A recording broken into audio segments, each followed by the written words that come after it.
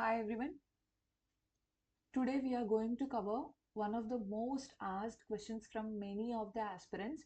So here is a detailed video regarding this. So the topic here we are covering is books for JCJ, the Junior Civil Judge exam.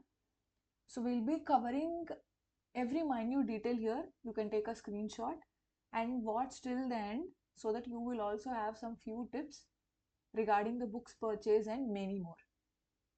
So in this video, we'll be covering all the related books which a aspirant should have regarding prelims, mains, interview and any other extra books or whatever it is.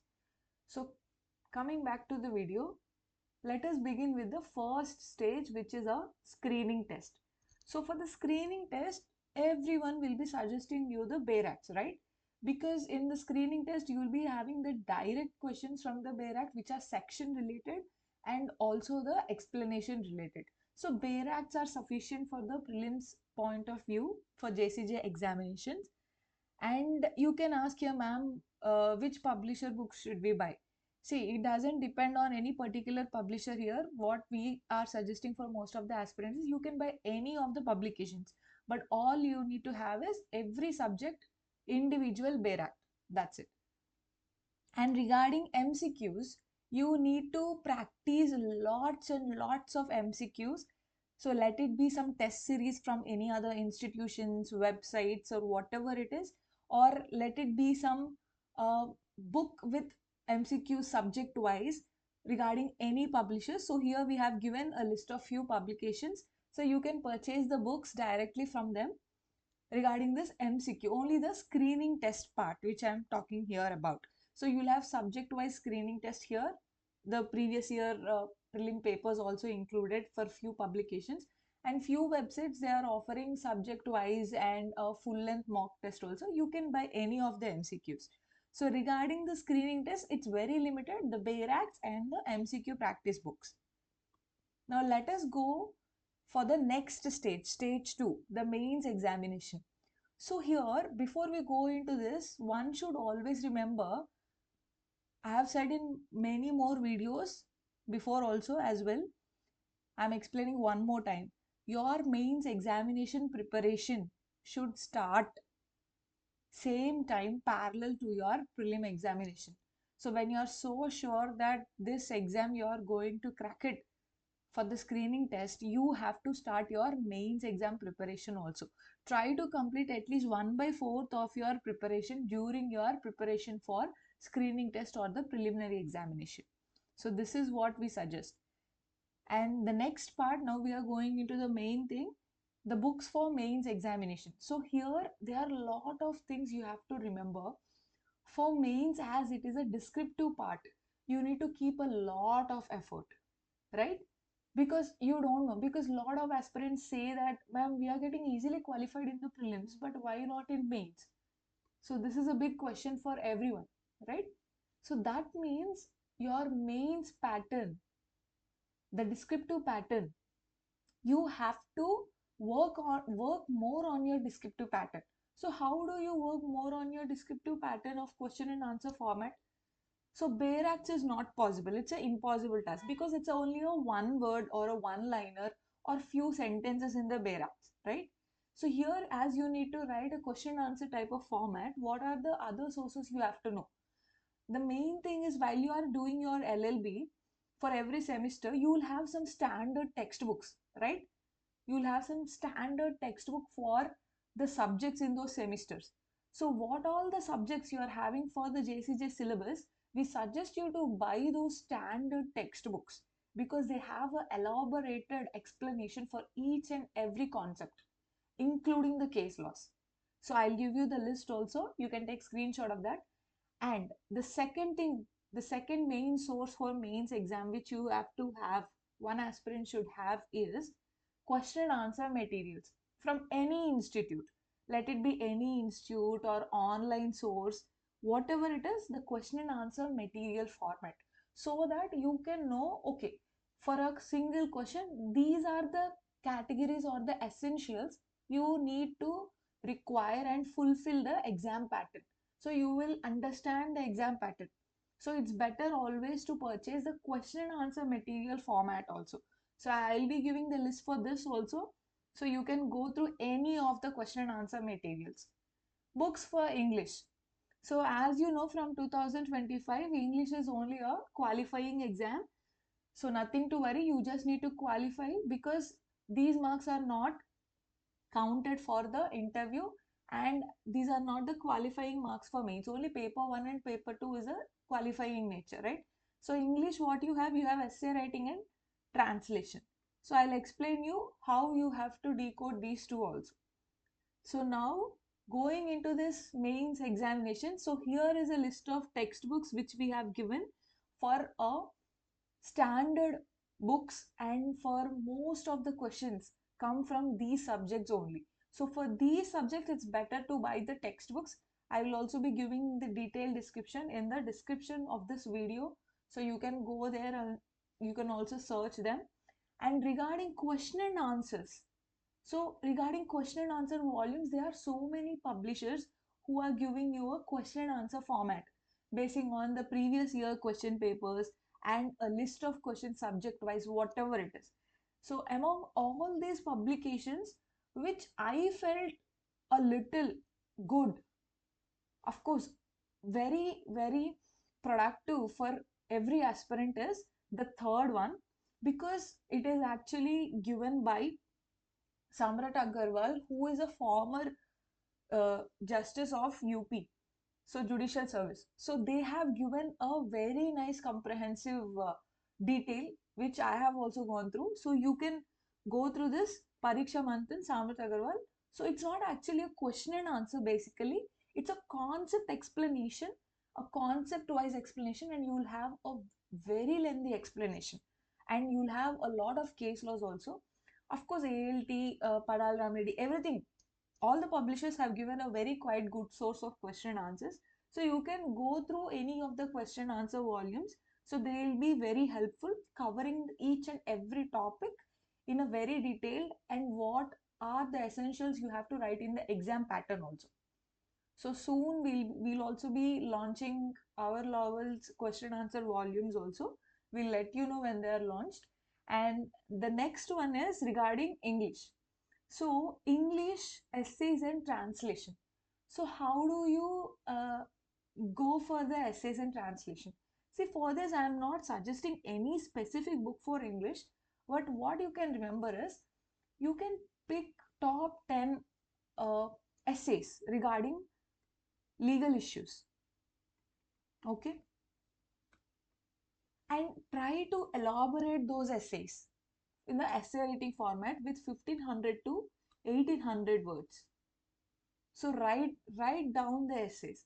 Then you can ask me for a translation. Ma'am, how do we translate, right? So I will tell you one thing here. Whatever the essays you have written, translate that in Telugu. Okay. This is a very best source of one of the key factor where you can start doing this. So whatever the essay you have written, translate it into Telugu. And for the legal words, so few words you don't know what we need to write in the Telugu language, referring to the legal term, English to Telugu. Always keep a legal dictionary, English to Telugu, keep handy, so that you can find the important legal terminology like affidavit, what is law called in Telugu, what is justice called in Telugu, what is a will called in Telugu. So you will find a very important key terminology regarding this. So this is how you practice. And also, one of the most important thing for English we can also suggest is newspaper. So newspaper reading. So if you are referring or if you are reading an English newspaper, then it will be very helpful for essay writing. Your terminology will enhance. You will write in a very better way. If you are going through any Telugu paper, you will understand the Telugu words, and it will be very easy. You can use them in the translation. So these are the things we actually cover when we are taking online sessions. So most of the aspirants know all this, whatever we have already said. And those who missed out the online sessions, so here is this video for you all. Now going back into the next final stage, the interview. So for going to the interview stage is the final stage, and you will be have done a lot of hard work till there. So the interview stage, what you have to remember is you have to have all the knowledge regarding what all the subjects you have covered in the mains. That means the syllabus. So every subject you have to know the important key concepts. You should be able to explain that key concepts. You should also know the basic court procedure. You should also have the constitution awareness.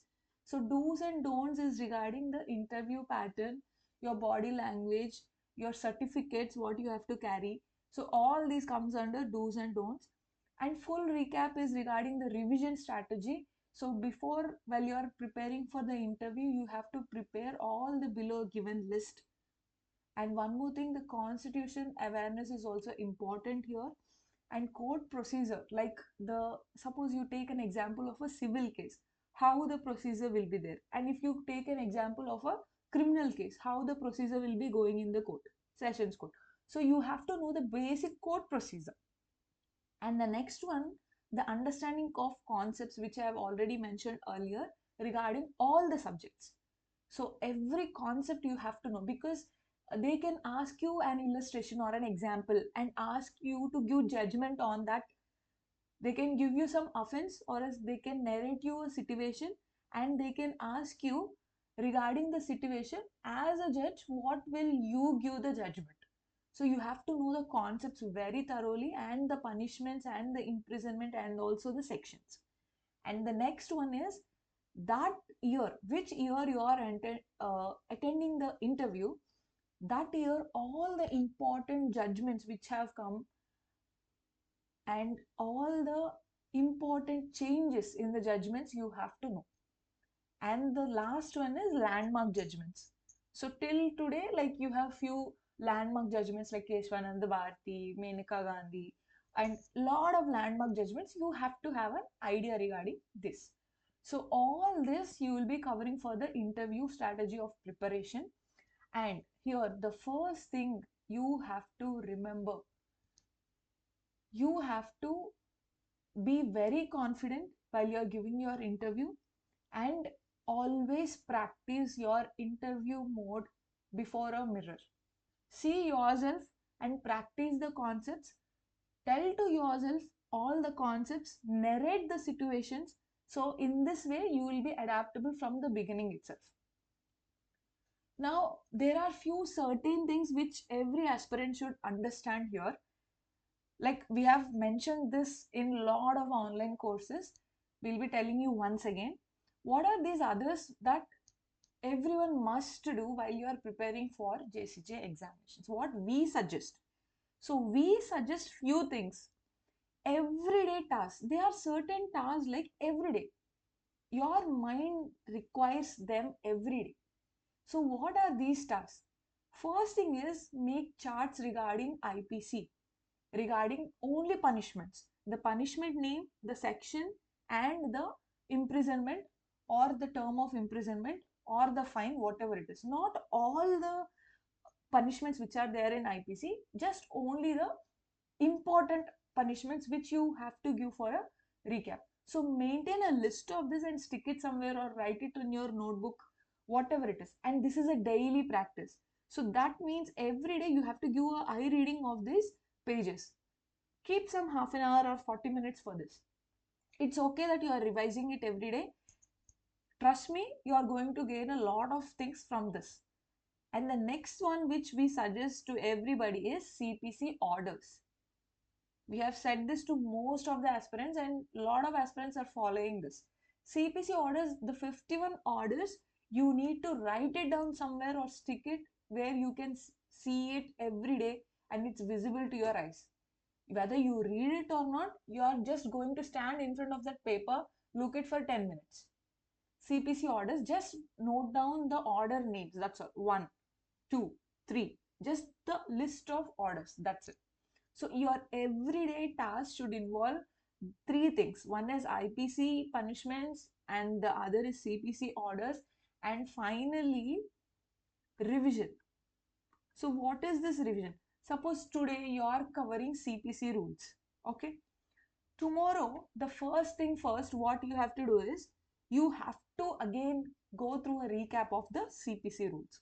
So this should be your everyday task.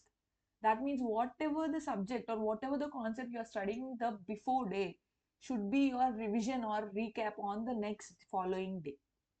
So these three are compulsory tasks one must follow, because this will help you for screening test, remembering the sections when you are answering, and the mains examination you will remember the punishments, orders, everything. Like everything will be just scrolling in front of your eyes. The revision also will help you a lot. So everyday tasks are very important. Now, regarding the screening test, so what are the other things you have to do while you're preparing for a screening test? As I earlier said, MCQs. Let me ask you, how many of you are practicing MCQs? Don't tell me, ma'am, I practice weekly ones, monthly ones. Not like that. Daily MCQs. Are you doing daily MCQs? You can ask, ma'am, there is no time. See, if there is no time right now, you will not get time later. Trust me. Every aspirant will say that I have to prepare now. If I attempt any MCQ, I didn't have any revision mode, so I didn't go through any of the revision mode. Now, if I give an attempt in MCQ, I will get less marks and I will feel dull or whatever it is, disappointed. No, that's not the right way to think. Get disappointed, it's okay, because you haven't completed the subject revision. It's fine, but still you have to do the MCQs daily. This will give you a lot of practice. Whether you complete the subject or whether you don't complete the subject, go through the MCQs. Whatever the concept or whatever the subject you have completed on that day, just go through the MCQs. So you have to do daily MCQs, the first thing, and the other is weekly mock, subject wise, and weekly mock, full length mock. That means all the subjects, one final mock. You can select these MCQs either from different sources like books or other publications or any online sources, whatever it is. But daily practicing of MCQs keeps you healthy. Yes, it keeps you active, productive, and it will make you perfect at the time of examination. The next one is mains. So what are the must do things for the mains examination now? Like how you are starting this MCQs practice for the screening test, you have to start your question and answer practice for mains test. You can ask, ma'am, how do we do a mock session? See, you know that your exam is for 3 hours, right? Each paper is for 3 hours. That means those 3 hours you will just sit down and write. There is no other work for you in the examination hall. The same way, fix a date or fix a week, like take a Sunday, and morning session, paper 1, afternoon session, paper 2, Monday morning session, paper 3. Same how you go for an examination, the same pattern, repeat it. Every week, repeat it. Now, where do I get the questions? Pick any previous year question paper, random. Okay, just throw the chits.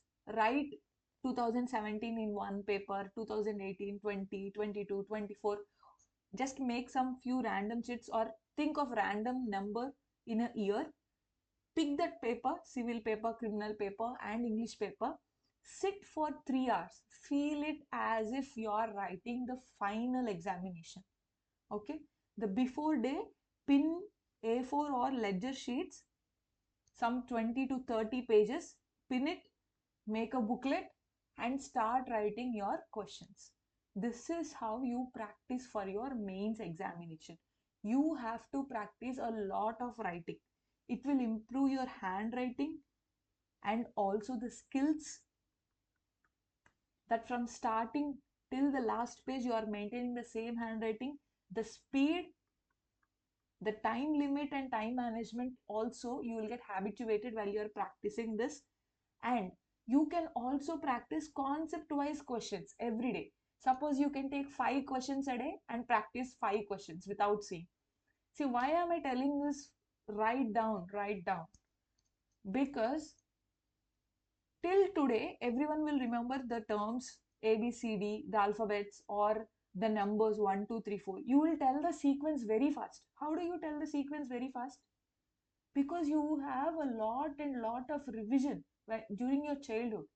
Till today, you will not forget it, right?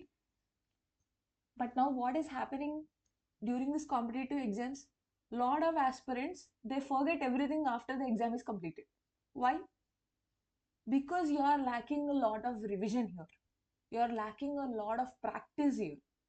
So you have to practice the question and answers also. No matter what, you are giving time, that's it.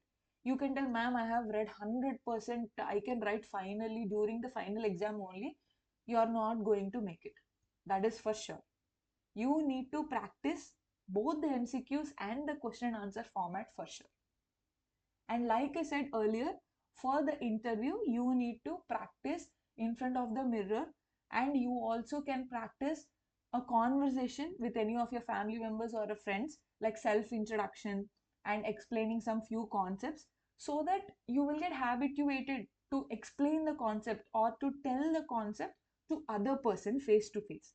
So this interaction is necessary for your interview preparation. So hope you like this video. We'll see you in the next video. For any further queries, write to us on ourlawworld@gmail.com. Thank you.